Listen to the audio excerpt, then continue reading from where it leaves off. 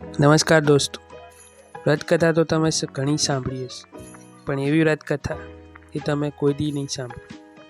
એ વ્રતકથા સાંભળવા માટે આ વિડીયોને પૂરો જોજો, પૂરો સાંભળજો. 16 સોમવારના વ્રતની કથા. શિવ અને પાર્વતી સોગટા રમતા બેઠા હતા, પરંતુ કોઈ હારતું નહોતું. એટલામાં જ એક બ્રાહ્મણ ત્યાં આવ્યો. તેથી શિવજીએ તેને કહ્યું કે બ્રાહ્મણ, તમે નિર્ણય કરવાનો છે.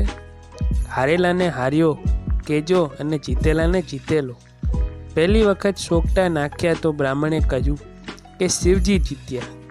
બીજી વખત પણ તેવું જ કહ્યું ને ત્રીજી વખત પણ તેણે એવું જ કહ્યું, કેમ કે તે શિવના કોપથી બચવા માગતો હતો. પરંતુ પાર્વતી ગુસ્સે થઈ ગયા અને તેને શ્રાપ આપ્યો કે જા, તને રક્ત પીત્યો અને કોઢ થશે.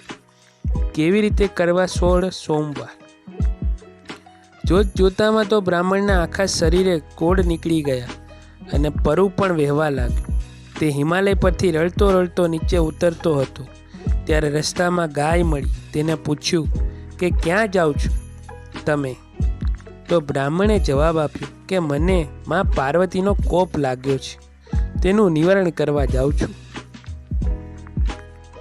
ત્યારે ગાયે કહ્યું કે મારું દુઃખ પણ સાંભળતા જાઓ. મારા આંચળ ફાટું ફાટું થાય છે, પરંતુ મારું દૂધ કોઈ પીતું નથી.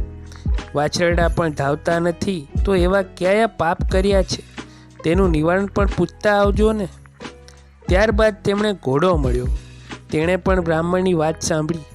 પોતાનું દુઃખ જણાવ્યું કે મારે પીઠ પર મોતીના પલાણ છે, પરંતુ મારી પર કોઈ સવારી કરતું નથી. મેં એવા તે કયા પાપ કર્યા છે તેનું નિવારણ પણ પૂછતા આવજો. ત્યારબાદ આગળ જતાં તેઓ અંક આંબા નીચે આરામ કરવા બેઠા.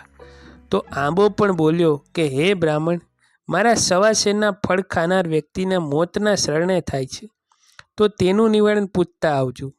જ્યારે તેઓ તળાવે પાણી પીવા ગયા ત્યારે એક મગર ત્યાં આવ્યો અને કહેવા લાગ્યો કે મારે રૂએ રૂએ બળતરા થાય છે. પાણીમાં રહું કે બહાર, બળતરા તો ઓછી થતી જ નથી, તો મારા પાપનું પણ નિવારણ પૂછતા આવજો. શરીરે પર નીતરતું હતું અને બ્રાહ્મણ ધીરે ધીરે જંગલમાં જઈને એક પગ પર ઊભો રહીને તપસ્યા કરવા લાગ્યો. કાંઈ પણ ખાધા કે પીધા વિના કે તે શિવજીના જાપ કરવા લાગ્યો. ભગવાન શિવ તેના ઘોર તપ પર પ્રસન્ન થઈને બોલ્યા કે માગ માગ, જે જોઈએ તે માગ. તે બ્રાહ્મણે કહ્યું કે હે પ્રભુ, મારા કોઠનું નિવારણ કરો. તો ભગવાને કહ્યું કે જા, તું શ્રદ્ધાપૂર્વક સોમવારનું વ્રત કરજે, તારું દુઃખ દૂર થઈ જશે. બ્રાહ્મણે પૂછ્યું કે વ્રત કેવી રીતે થાય છે તે જરા મને જણાવો. ત્યારે શિવે જણાવ્યું કે શ્રવણના પ્રથમ સવારે દોરાના ચેરે 60 ગાંઠો વાળવી, પીળા પટ્ટે દોરો બાંધી મારા દર્શન કરવા અને એકટાણું કરવું. કારતક માસના શુક્લ પક્ષે 16 સોમવાર પૂરા થાય એટલે સવા શેર ઘઉંના લાડવા બનાવીને તેના 4 ભાગ કરી, એક ભાગ પૂજારીને અને બીજો ભાગ બાળકોને, ત્રીજો ગાયને અને ચોથાથી કીડીઓને નગરા પૂરવા. જો આ તું વ્રત શ્રદ્ધાપૂર્વક કરીશ તો તારી કાયા કંચન જેવી થઈ જશે. ત્યારબાદ બ્રાહ્મણે રસ્તામાં મળેલ ગાય, ઘોડો, તળાવ, આંબો, મગર વગેરેના દુઃખ વિશે જણાવ્યું ને તેઓને દુઃખનું આ નિવારણ વિશે પૂછ્યું. તો ભગવાને કહ્યું, હે બ્રાહ્મણ, જે ગાય તને મળી હતી તે ગયા જન્મમાં સ્ત્રી હતી. તેને ધાવતા બાળકોને તર છોડ્યા હતા, તેથી આ જન્મમાં તેનું દૂધ કોઈ પીતું નથી. તું તેના દૂધથી મારી પૂજા કરશે તો તેનું દુઃખ દૂર થશે.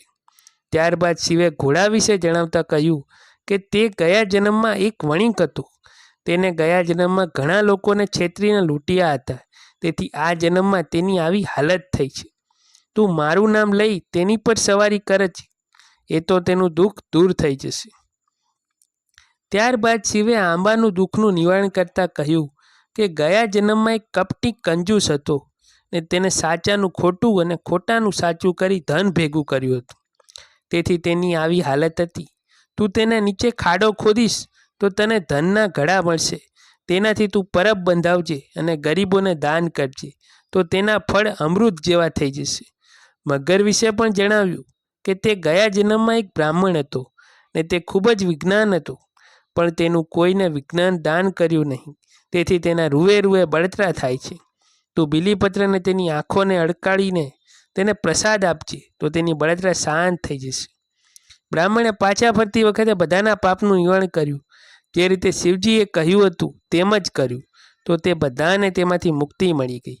અને શિવજીના કહ્યા પ્રમાણે તેને 16 સોમવારનું વ્રત કર્યું તો તેનું દુઃખ પણ દૂર થઈ ગયું અને તેની કાયા ફરીથી કંચન જેવી થઈ ગઈ. આ રીતે 16 સોમવારનું વ્રત કરવાથી દરેકની મનોકામના પૂર્ણ થઈ જાય છે અને ભગવાન શિવ સદાય તેમની પર કૃપાવાન રહે છે. આ વિડીયો ગમ્યો હોય તો લાઇક શેર સબસ્ક્રાઈબ જરૂરથી કરજો. જય શ્રી કૃષ્ણ, જય માતાજી.